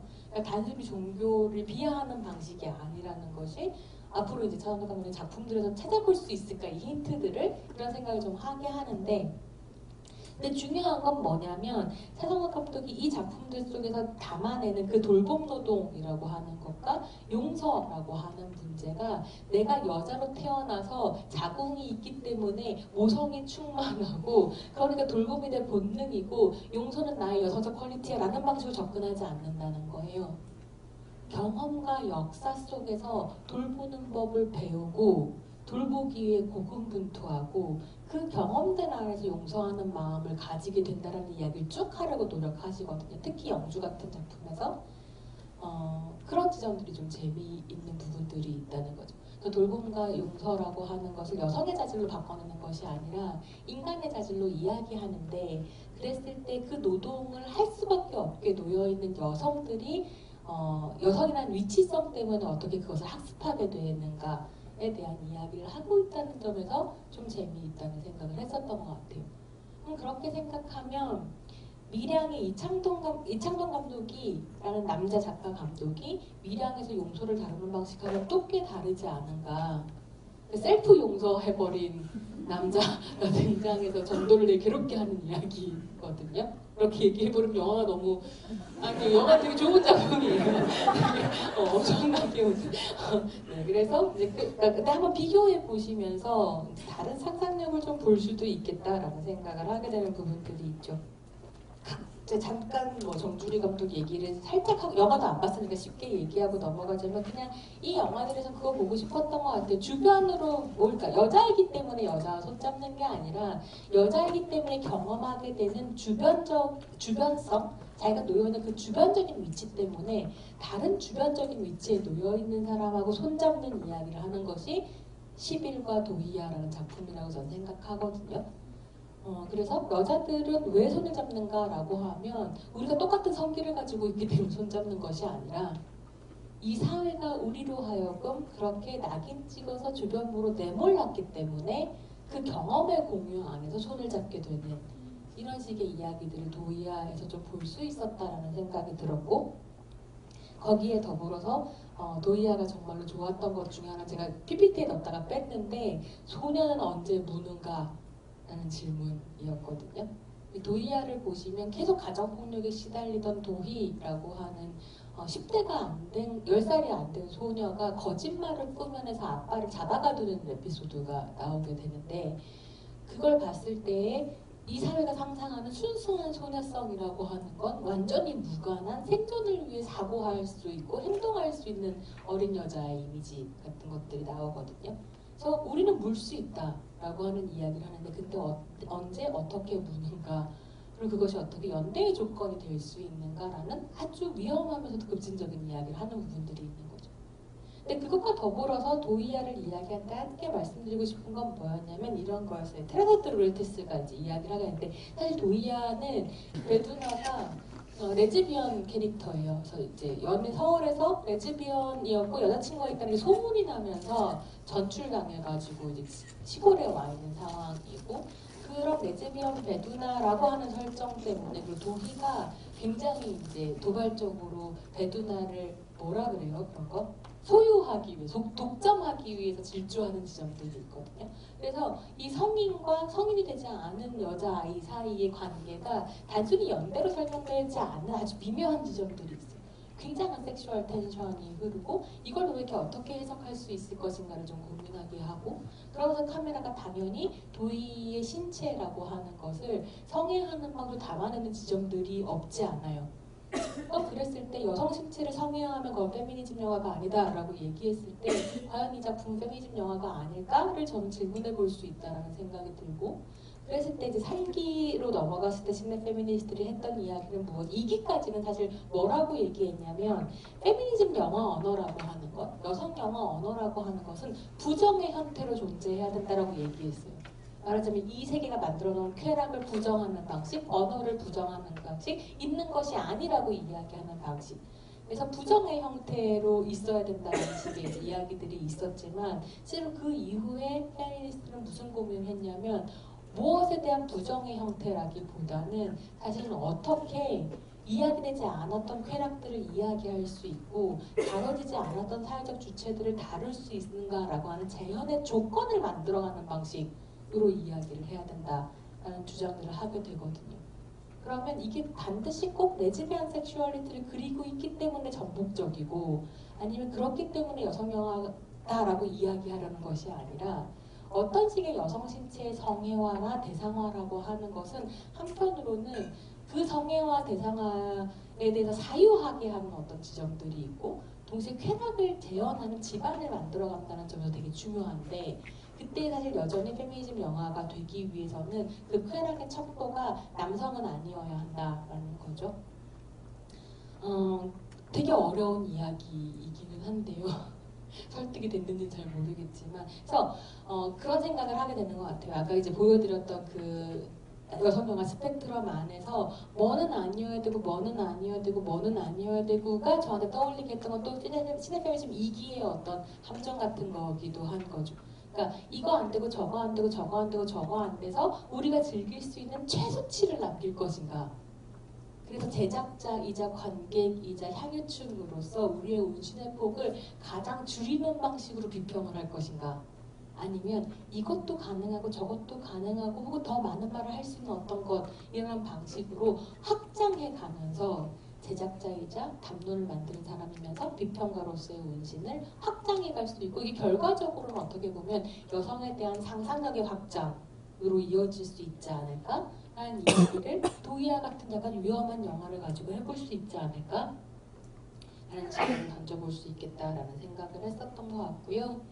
이제 마지막으로 이경미 감독의 작품으로 넘어가 볼 텐데 잘돼가 무엇이든 입니다. 영화 어떠셨어요? 잘돼가 무엇이든을 보면서 들었던 질문은 제가 생각한 주제는 그러니까 남성 지배 사회라고 한다면은 그러한 지배 사회에서 서로 다르게 복무를 하는 대응을 하는 두 여성이 어떻게 연대를 할 수 있을까 이런 생각을 하게 되었거든요. 왜냐하면 이름을 까먹었는데 이제 단발의 여성과 긴 머리의 여성이 있다고 하면은 처음에는 단발의 여성에게 되게 몰입을 하다가 어쩔 때는 긴 머리의 여성의 마음이 이해가 된다 싶었던 때도 있었거든요. 그 왔다 갔다 하는 그러니까 수용을 하게 됐는데 근데 굉장히 재밌었던 부분은 그 둘을 지배하는 공통의 지배자라고 할 수 있는 혹은 누구한테는 적일 수도 있는 그 박 사장이 실려가면서 어떤 갈등이 되게 치닫고 서로가 서로의 마음을 얘기를 하게 되는 순간들이 나오잖아요. 그러면서 사실 보면서 그 두 여성이 서로에게 약간 개인적인 질문을 하는 장면이 나왔을 때 저는 속으로 소위 말하는 백합물인데? 이 분위기인데? 이런 기분이 들 정도로 되게 묘한 분위기를 저는 느꼈거든요. 그래서 결국에 마지막에는 갈 곳 없는 긴머리 여성분을 이제 단발의 여성분이 이제 잡아가면서 너 갈 곳 없잖아 하면서 같이 나가고 결국 어디로 가는지 모르겠는 그 버스 안에 차창에서 기대어 이렇게 둘이 있는 모습을 보면서 잘돼가 무엇이든 이라는 말을 들으면서 되게 이 여정이 어디가 됐든 분명 둘은 또 싸울 것 같지만 무엇이든 잘 되지 않을까라는 안도감을 주는 결말이었고 조금 궁금한 점이 있다면 단발의 여성은 뭔가 좀 더 자세하게 묘사가 된 반면, 그러니까 뭐 개인사라던가 뭐 출신이라던가 이런 게 묘사된 반면, 긴머리 여성분에 대해서 제가 안 거는 사회학과를 나왔고 요가를 굉장히 좋아한다 이 정도였거든요. 그래서 그분에 대한 묘사는 생각보다 적어서 그게 조금 궁금하다 정도로 말해주셨어요. 저는 되게 이경미 월드에 사실 이경미 감독의 작품을 어떻게 페미니즘으로 분석할 수 있을까를 늘 고민하게 해요. 이상한 여자들이 자꾸 나오거든요. 이경미 월드라고 표현을 하는데, 근데 저 얘기가 재미있는 건 좀 그거라고 생각해요. 여성 캐릭터들이 계속 나오기 때문에 어떤 여자는 설명이 되고 어떤 여자는 설명이 되지 않을 때에도 여성이 배제된다는 느낌을 안 가지게 하는 지점들이 있는 거죠. 잘돼가 무엇이든 같은 경우는 이경미 월드의 시작을 말하는 작품인데요. 이 앞에 이경미 감독의 오디션이라는 단편이 있어요. 박해일 씨가 출연했었던 영화인데 저도 못 봤고 감독님이 거의 얘기를 안 하세요. 어딘가에 묻혀있는 작품인 것 같은데 잘돼가 무엇이든부터 이경미 영화 세계 이상한 세계가 열리기 시작해요. 남자 하나를 중심에 두고 여자 둘이 아웅다웅 싸우다가 결국 둘이 사랑하게 되는 이야기들이 이제 계속 나오는데 그런 부분이 있죠. 백합물은 아주 의도하셨을 수도 있고요. 아니면 잘돼가 무엇이든 해서 그냥 의도하지 않고 넣었는데 계속 주목을 받으면서 점점 작품세가 그렇게 갔을 수도 있을까 싶기도 한데 저 관계가 완전히 폭발적으로 드러났었던 게 퐁당모였었던 것 같고 그게 비밀은 없다로 가게 되면 아이 레즈비언 소녀 커플로 드러나고 그 다시 좀 뒤틀은 것이 러브세트까지 가는 거죠. 여성으로서 연대할 수밖에 없지만 또 여성끼리 연대하지 못하는 어떤 부분들이 존재하는 현실. 그래서 여성 안에 있는 다양한 여성으로만 설명되지 않는 다양한 것들이 있다.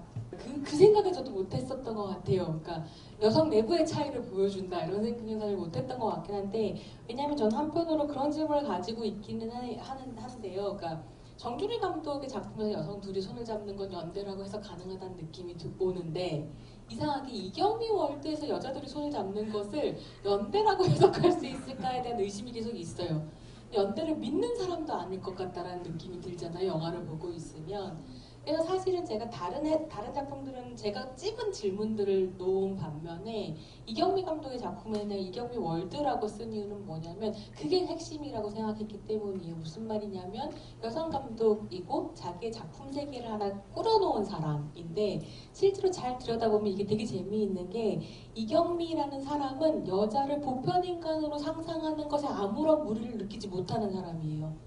그래서 아주 정확하게 자신이 여성으로 살아온 경험 안에서 이야기들을 쓰거든요. 그래서 여성의 이야기를 단어를 쓰게 되는데 이게 여성의 특수성을 내가 그리고야 말겠어라고 하는 어떤 여성주의적인 목표나 페미니즘적 관점이 있기 때문에 하는 작업이 아니라는 게 저한테 정말 재밌거든요.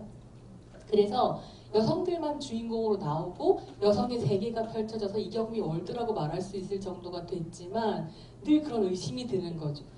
페미니즘 작품으로 해석하는 것에서 어떤 것들을 놓치거나 미끄러지게 될까? 그래서 그런 것들을 주목하게 되는 것 같아요. 이경미 감독은 여성의 이야기를 하고 있는데 여성을 이미 보편인간으로 상상하고 있기 때문에 그 여성의 이야기가, 그러니까 아까 우리들에서 말씀을 드릴 때는 이게 여성 신체를 가진 배우들이 여자의 이야기를 당연히 하고 있어서 여성 영화이지만 그의 성장이 보편인간의 성장으로 해석될 수 있다라고 말씀드릴 때는 사실은 이경미의 보편인간이라는 의미하고는 좀 달라요. 그러니까 신체를 넘어서서 남성이 성장한 여성이 성장한 그 이야기다라는 이야기인데 윤가은 감독 작품에서는요. 이경미 월드 안에서는 여자이기 때문에 의미가 있는데 여자이기 때문에 가능한 이야기인데 그 여자 자체가 그냥 보편인간이라는 거죠. 그게 되게 재미있는 지점이거든요. 그래서 무슨 일이 벌어지냐면 온갖 여자에 대한 정형성이라고 하는 것이 영화에 펼쳐져요. 멍청한 년, 짝년, 뭐 남자의 미친 년, 뭐 이런 식의 이상한 여자들이 쭉 나오는데 이게 여자의 정형성에 기대고 있지만 이것 자체가 보편이 돼버려서 그 정형성을 뒤틀고 다른 이야기로 가버리거든요. 그래서 영화가 계속해서 이상한 반전들을 주고 아이러니를 만들어내는데 그 아이러니들이 결과적으로 그 정형을 뒤틀어서 다른 이야기로 튀어가 버리기 때문에 반정형성이 등장하는 부분들이 있는 거죠. 그러니까 비밀은 없다 같은 영화를 저 같은 사람은 완전히 페미니스트 작품이라고 얘기하지만 어떤 사람한테는 그냥 저 여자의 폭죽을 보여주기 위해서 소녀들을 희생시켜버린 비윤리적인 작품, 죽을 이유가 없는 아이들을 죽여버리고 그거를 판답시고 다니는 미친 여자에 대한 이야기, 이런 것들로 제가 가버리는 어떤 지점들이 생기는 난점이 있는 것 같아요. 근데 그게 저한테 되게 재미있는 거고, 그거가 매우 흡사한 경우를 제가 최근에 뭘 보면서 생각했냐면요. 왕자의 게임 시즌 8을 보면서 이제 저한테 사실 왕자의 게임은 데너리스라고 하는 여성이 성장하는 이야기였거든요. 시간이 쌓여서 여성이 성장해서 결국 왕자에 이것도 스포일이네요. 왕자에 앉는 것이 그래서 이게 데미일 거야, 피날레일 거야라고 생각했는데 빌어먹을 존 스노우가 그래요? 예, 그만할까요? 네. 근데 다시 스포일 안 해도 괜찮아요. 얘기할 수 있어요. 무슨 얘기냐면 그렇게 해서 이제 막 관객들이 기대했던 어떤 이야기로 가지 않고 영화가 끝났을 때 이런 기사들이 막 나왔어요.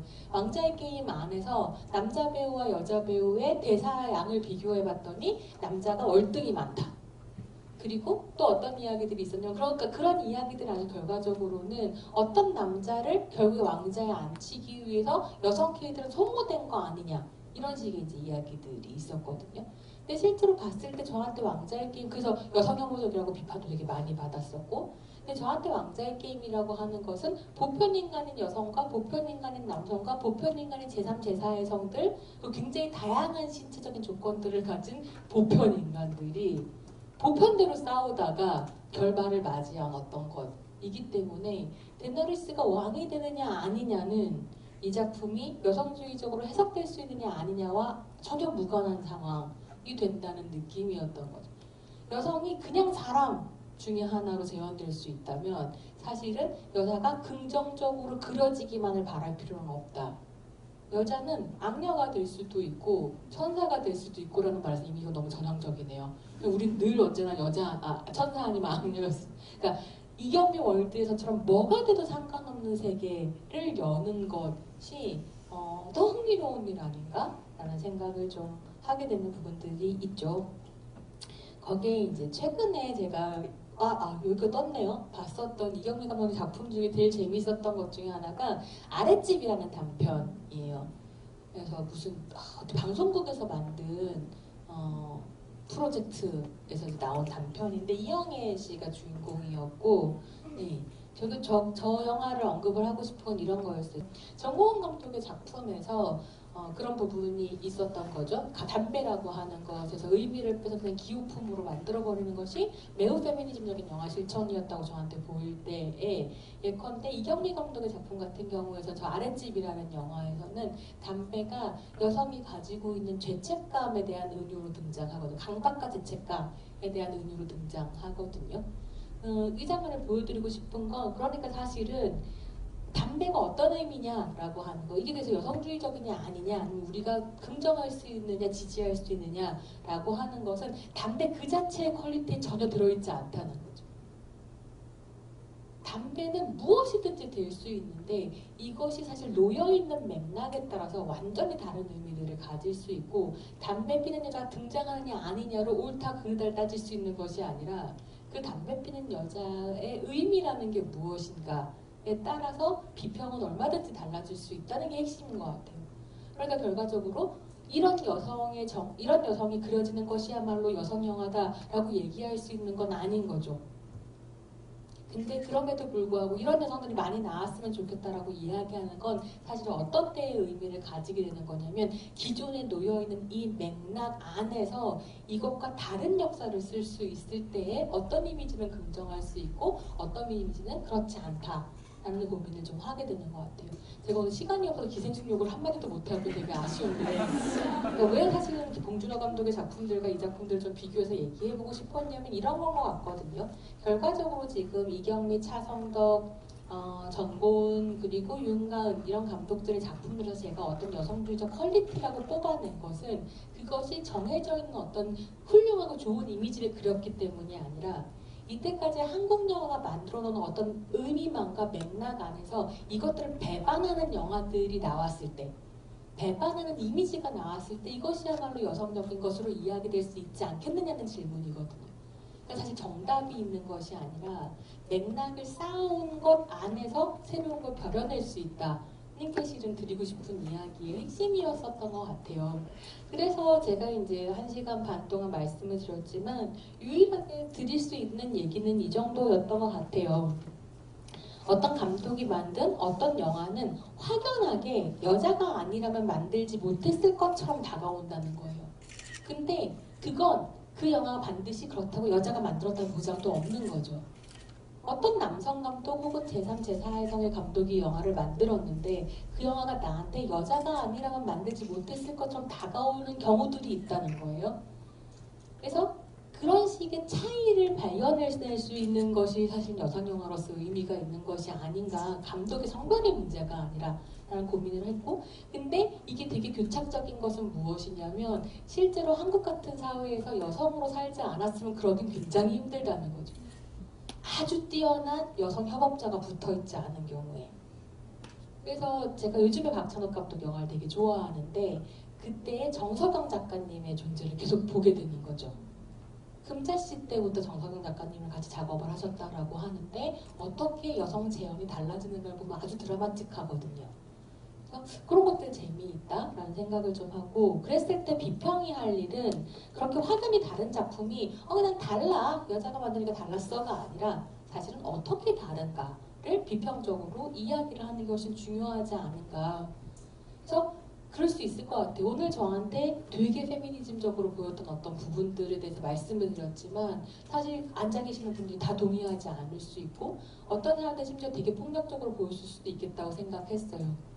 예컨대 사랑은 내겠어를 제가 기억하고 있을 때에는 그 강간씬이 없었거든요. 사실 고를 때까지는 제 머릿속에서 사운드만 있었지 그 명시적으로 카메라가 들이대는 장면을 제가 머릿속에서 지워버렸었나 봐요.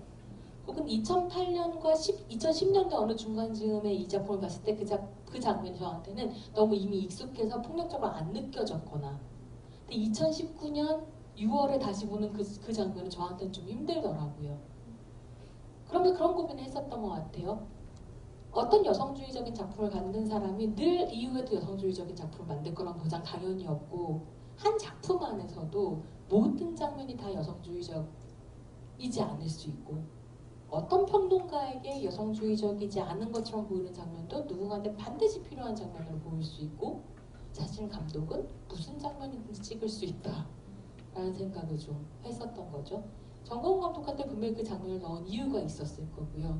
비평가로서 저는 없어도 괜찮았던 장면 아니었을까 라는 생각을 하기도 하는 거죠. 근데 그랬을 땐 이런 고민을 하게 됐었던 것 같아요. 이 영화가 졸업작품이기도 하고 영화제에서 엄청나게 주목을 받은 작품이기도 한데 상당히 오랜 시간 동안 한국 영화제나 이런 서킷에서 센 표현들을 작가적인 것으로 해석해주는 문화가 있었던 것은 사실이다라는 고민을 하게 되더라고요. 왜 여기에서 멈추니? 조금 더 밀어붙여라 라는 식으로 뭐 강의를 하시기도 하고 학교에서 정보원 작품, 감독의 작품이 그랬다라는 이야기를 하고 싶은 건 아닌데 그런 식의 코멘트들을 하거든요. 더 밀어붙여라. 더 세게 가야지. 그리고 그렇게 더 세게 간 작품들이 사실 영화제 서킷에서 상을 받기도 하고 그것이 한국 영화 얼굴이 되기도 하죠. 그런 고민을 그냥 이번에 해봤었던 것 같아요. 이런 말씀을 드리는 건 한편으로는 제가 이제 대학에서 영화 공부하시는 분들 많이 오셨을 것 같으니까요. 대학에서 강의를 하면 학생들이 그런 이야기를 해요. 영화 시나리오를 쓰거나 영화를 찍을 때 손희정이 여기 있다는 거예요. 그래서 이렇게 찍으면 빠았다고 욕을 하실까? 저렇게 찍으면 폭력에 대해 사유하지 않았다고 욕을 하실까? 근데 얘기해요.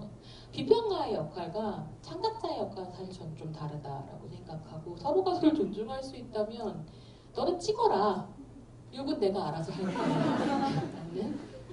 어쨌든 그래서 그렇게 다른 것들 찾아내서 이야기할 수 있을 때 사실은 여성 영화라고 얘기할 수 있지 않겠는가 라는 질문을 좀 했었고 그랬을 때 루시 피셔라고 하는 사람이 이런 이야기를 합니다. 그러니까 여성은 여성이기 때문에 하나가 되는 것이 아니라 그러니까 생물학적으로 무엇이기 때문에 본질적으로 이미 우리는 단결할 수 있고 연대할 수 있는 조건을 낳은 자들인 것이 아니라 사실은 주류 문화에 대해 집단적으로 이의를 제기한다는 점에서 여성은 문화적으로 구성된 젠더로서 하나일 수 있다라는 이야기를 하는 거죠. 이는 원형적이라기보다는 이걸 좀 더 제 용어로 하자면 탈역사적으로 그냥 등장하는 하늘에 뚝 떨어진 연대라기보다는 사실 역사 속에서 등장한 투쟁의 긴급함 때문이라고 할 수 있고 지금 우리가 여성 영화의 가치를 이야기한다고 한다면 한국 영화의 상황이라고 하는 게 한국 현실하고도 매우 밀접하게 맞닿아 있고 그것들이 어떤 배제적이고 폭력적인 현실들을 만들어낼 때 그 역사적 갈급함 안에서 우리가 여성 소설은 무엇인가를 질문하고 있다. 그래서 트위터에 그 올라갔던 짤에 저는 비평가로서 동의할 수는 없지만 그 갈급함이라고 하는 것은 우리는 공유하고 있다. 라고 하는 이제 어떤 문제의식 같은 것들을 가지게 되고 그런 의미에서 저는 영혼 관람 이런 거 되게 재미있게 지지하고 있는 중이거든요. 괜찮잖아. 나는 못 가도 영혼이라도 보내면 그게 어디야. 이런 생각을 좀 하게 되는 부분들도 있고요. 그랬을 때 아까 이제 말씀드렸던 여성 영화는 무엇인가를 이야기할 때 소수로서의 여성 영화의 개념을 이야기하는 책이 한국에는 이렇게 번역이 되어 있어요. 조혜영, 김소나 선생이 번역한 여성영화라는 책인데 이 책에서 앨리슨 버틀러라고 하는 저자가 여성영화에 대해서 이렇게 이야기합니다. 여성영화란 자신이 거주하고 있는 주인의 영화적 담론 혹은 민족 담론에 편애하지 않으며 주인이라고 하는 말은 여러 가지로 번역할 수 있겠죠. 가부장제라면 어쩌면 남성중심적인 사고방식, 자본주의라면 자본 이런 것들로 다양하게 해석될 수 있을 것 같은데요. 이런 지배적인 영화적 담론 혹은 민족 담론에 편안해하지 않으면서 늘 기존 전통의 관습들과 섞이고 경합하고 그것들을 재작업하는 감염된 양식이라는 거예요. 그래서 그 스펙트럼이 어떻게 그러니까 그 스펙트럼으로 얘기될 수 없다는 생각인 것 같아요. 0 아니면 100인 것이 여성 영화인 게 아니라 이미 주류의 언어를 가지고 감염된 상태에서 새로운 이야기들을 해가는 것들도 여성 영화일 수 있겠다고 생각하고 그래서 이제 영화 하시는 분들한테 그런 이야기 하죠. 막 답답함을 토로하시거든요. 시나리오 쓰고 이러시는 분들이 그 도대체 무슨 영화를 쓰라는 거냐 네 말대로 하면 이것도 뭐 대상하고 저거는 뭐 탄력사하고 이런 건 빵한 거고 어쩌라는 거냐 이렇게 얘기를 하시지만 제가 그럴 때 드리는 말씀은 무엇이냐면 담보만 나가라 라고 이야기하거든요. 그러니까 담배 하나의 의미는 다르겠어도 엄청나게 다른 이야기들이 펼쳐지고 그랬을 때 많은 사람들이 PC함이 재미를 죽이고 말하자면 예술성을 탐감한다라고 이야기하지만 사실 이 시대에는 한편으로는 PC함에 대한 추구가 새로운 재미를 만들어내기도 하거든요. 기존에 우리가 너무 익숙했던 것들을 비틀어내므로 새로운 웃음을 주는 것 그거 뭐 어떻게 가능해? 라고 얘기하실 수도 있지만 넷플릭스가 열어 보이고 있죠. PC하기 때문에 재밌는 드라마와 영화들이 우후죽순 쏟아지고 있을 때 PC한 사람을 낄낄거리는 코미디는 더 이상 우리에게 웃기지 않다라고 하는 걸 확인하고 있잖아요. 그래서 의외로 PC함이라든가 소수자 영화를 상상하는 게 재미가 될 수도 있다라는 이야기를 좀 드리고 싶기도 하고, 그렇게 감염된 양식 안에서 우리가 아방가르드를 하지 않아도 여성 영화를 만들어갈 수 있지 않을까? 여성들의 쾌락을 탐구하면서. 그래서 이제 소수 영화로서의 여성 영화라고 하는 것은 이런 식의 이제 소수자성의 바탕에서 상상하는 방식들에 대한 이야기이고요. 크리스트 버틀러가 들레즈를 인용하면서 이런 이야기를 해요. 근데 들레즈 이해하실 필요 없고요. 들레즈가 한 말이기 때문에 들레즈라는 이름을 넣지 않을 수 없었는데, 내용을 보면 바로 이해가 되실 거예요. 그러니까 글 쓰지 않기는 이제 불가능하다는 거예요. 우리는 글을 쓸 수밖에 없잖아요. 쓰고 싶고 새로운 이야기를 하고 싶고, 그런 글 쓰지 않기의 불가능성, 하지만 지배 언어가 늘 우리의 완벽한 언어가 아니었기 때문에 지배 언어로 글 쓰는 것은 또 때때로 불가능하다는 거죠. 페미니즘의 되게 중요한 부분 중에 하나는 새로운 의미만과 새로운 언어를 만들어 왔던 것이잖아요. 예전에는 없었던 말을 만드는 게 페미니즘의 말이기도 한데, 예전에 가부장제의 언어 안에서는 예컨대 부부강간이라거나 이런 표현 없었어요. 부부들 사이에 벌어지는 강간은 이야기할 수 없었다는 거예요. 그럼 그 상황 안에서 부부간간의 폭력성을 묘사하는 것은 불가능한 일인 거죠. 그 말을 만들어내느라고 되게 어려웠었던 것도 있을 텐데, 그런 식의 지배 언어로 글 쓰는 것의 불가능성, 다르게 쓰는 것의 어려움, 불가능성, 그리고 이 밖에 집단을 형성하기도 안 형성할 수도 없는 어려움. 이거는 한편으로는 여성들 내부의 차이 때문에 우리가 연대할 수 있을 것인가, 하나가 될 수 있을 것인가, 이런 식의 이야기들을 계속 하게 되는 이 어려움에 대한 말이기도 하거든요. 네, 테레사 드루레티스가 그런 이야기를 했어요. 우리는 말하자면 한 번도 집단을 형성해 본 적이 없고, 이제 집단을 형성하기 때문에 여성들 사이의 차이가 갈등으로 드러나는 것은 필연이다. 갈등을 피하지 말라라고 이야기하거든요. 그래서 집단을 형성하지 않는 것의 이중적인 어떤 불가능성 같은 이제 이런 것들 안에서 여성 영화 만들기의 변별성이라고 하는 것은 성별화된 주체에 대한 본질론적인 이해에 근거하는 것이 아니라, 이런 난국에 처한 다양한 소수자들, 동시에 문화에서의 여성의 위치, 혹은 그 위치들이라고 하는 것에 근거하는 거다라는 이야기를 하거든요. 이제 최근에 여성 영화를 이야기하는 사람들의 어려운 점은 계속 그거였던 것 같아요. 페미니즘 제2물결이라고 얘기하는 것과 신의 페미니즘 2기까지가 맞물려 있거든요. 그래서 여성의 생물학적 어떤 특성이 우리라고 하는 것을 설명할 수 있었던 아주 단단한 믿음이 있었다면, 80년대 이후부터는 이게 계속 질문에 붙여진 거잖아요. 흑인 여성과 백인 여성 다르고, 성소유자 여성과 그렇지 않은 여성이 다르고, 이런 식의 다양한 차이들 안에서 우리라는 걸 어떻게 이야기할까가 페미니스트한테 너무 어려운 과제였던 거죠. 그리고 여성 감독이 다른가라는 질문을 던질 때 저의 어려움도 그거였던 것 같아요. 도대체 여자 뭐라고 정의할 건데 네가 가가지고 1시간 반 동안 여성 감독에 대해서 뭐라고 얘기할 거냐 라는 고민들을 계속 했거든요. 사실은 이 강의의 제목이 여성 감독이 만들면 다른가로 제가 제안을 했다가 서둘러 다시 국장님한테 말씀드렸어요. 이 제목 안 되겠다. 나는 그렇게 얘기할 수 없다. 여성 감독으로, 여성이라는 생물학적 특징으로 우리를 퉁칠 수 없다 라고 얘기했는데, 국장님이 해보죠 이러셔가지고 밀어붙이긴 했는데, 사실 제가 이해하는 여성의 의미는 생물학적으로 단순히 규정되는 것이 아니거든요. 저한테 오히려 여성이라고 하는 위치는 제가 여성 신체를 가졌기 때문에 경험할 수밖에 없었던 이 소수자성이라고 하는 것, 주변적인 위치에 근거하여 다른 소수자들의 주변성과 그 위치라고 하는 것을 이해하고, 그렇게 서로의 주변성, 소수자성이라고 하는 걸 나누면서 연대에 가는 확장적인 의미이기도 하거든요.